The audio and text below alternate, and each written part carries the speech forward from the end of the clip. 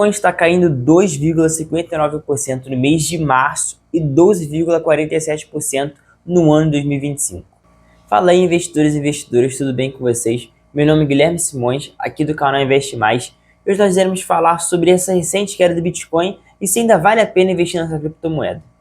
Primeiro nós vamos pensar nos fatores que motivaram essa queda. E são muitos, né? Porque a gente pode pensar que no fim do ano passado a gente teve uma alta muito grande de Bitcoin, porque o Trump ele veio da sua candidatura falando que os Estados Unidos teriam uma reserva em criptomoedas, que ele era um entusiasta de Bitcoin. Ele até chegou a criar sua própria criptomoeda. Mas não aconteceu o que era esperado. Agora, no início do ano, depois da posse do presidente Donald Trump, o Bitcoin ele vem sofrendo, ele vem caindo muito. Isso por conta dos seguintes motivos. Primeiro, a gente pode pensar na questão tarifária que o Trump vem trazendo ali para os Estados Unidos. Porque a gente pode pensar aqui, o Trump ele veio falar com o Canadá e com o México, impondo algumas tarifas só para poder conseguir negociar com esses países. Como assim negociar, Gui?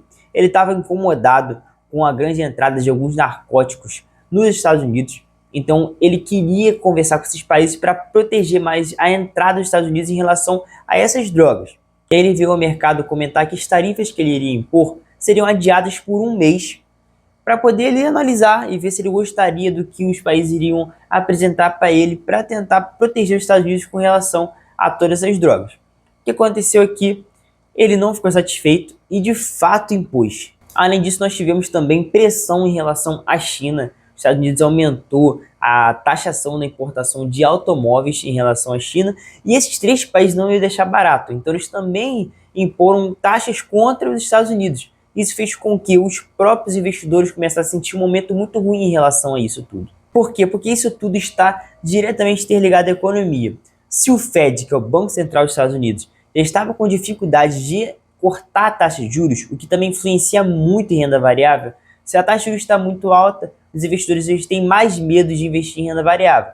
Logo, o Bitcoin, que é investimento em renda variável, começa a sofrer muito com isso também. E se ele impôs taxações em outros países que, por si só, também rebateram essas taxações, os Estados Unidos acaba pensando que, se a gente tem mais taxação, os preços dos produtos vão ficar mais caros, então a inflação vai ficar maior, e aí o que eles vão ter que fazer? O Banco Central não vai poder cortar juros, ele às vezes vai ter que aumentar. E não bastava isso tudo, a China veio com uma IA, seria a DeepSeek, competindo contra o ChatGPT, e eles falando que a DeepSeek tem a mesma produtividade do ChatGPT com um custo de produção muito menor. Isso fez com que as ações da Nvidia tivessem um reajuste e viessem a cair bastante.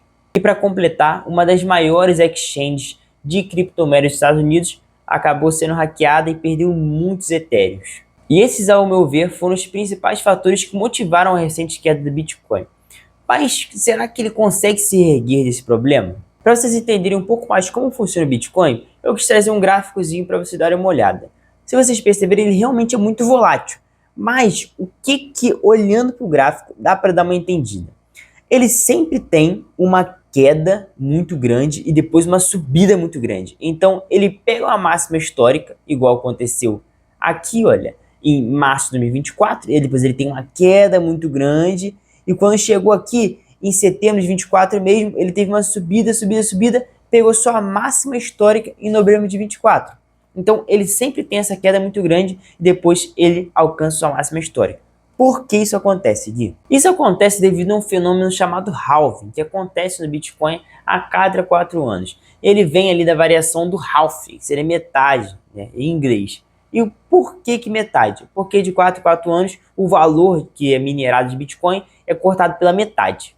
Então, pensando num exemplo muito fácil de entender, é como se você tivesse uma horta e você planta alface. E você planta 20 alfaces para você comer o ano inteiro. Só que nos 3 primeiros meses você acaba extrapolando e come 10 alfaces. Então os outros 10 tem que durar os próximos 9 meses. O que você vai fazer? Você vai começar a cortar metade. Então, como você comeu 10 em 3 meses, nos próximos 3 meses você vai comer 5. E aí depois dos outros próximos você vai comer 2,5.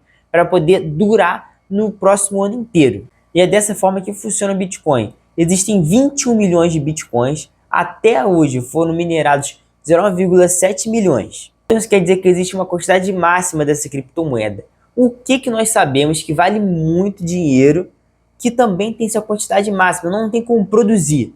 É o ouro, é isso aí. Eu sei que tem gente que respondeu ouro, e é o ouro. E o ouro é o quê? O ouro é uma reserva de valor. Então, se você quiser manter o valor do seu dinheiro, em vez de deixar ele embaixo do colchão, você comprar uma barra de ouro e botar dentro do seu cofre, independente do que seu país fizer, se a inflação estiver muito alta, qualquer coisa, você pode pegar essa barra de ouro e ir para um outro país que tem moeda forte e vender, que você vai ter moeda forte em mãos. Mas aí que a gente entra em uma discussão tanto quanto acalorada na internet, que eu gostaria de saber de vocês. O Bitcoin, ele é ou não é uma reserva de valor? Ou talvez se ele vá se tornar, né? Porque tem gente que pode pensar dessa forma. Se atualmente o Bitcoin ele varia muito porque existem 19,7 milhões dele sendo negociado, ainda falta um tantinho aí para ele poder chegar nos 21 milhões. Quando chegar nos 21 milhões, será que ele vai parar de ter essa oscilação?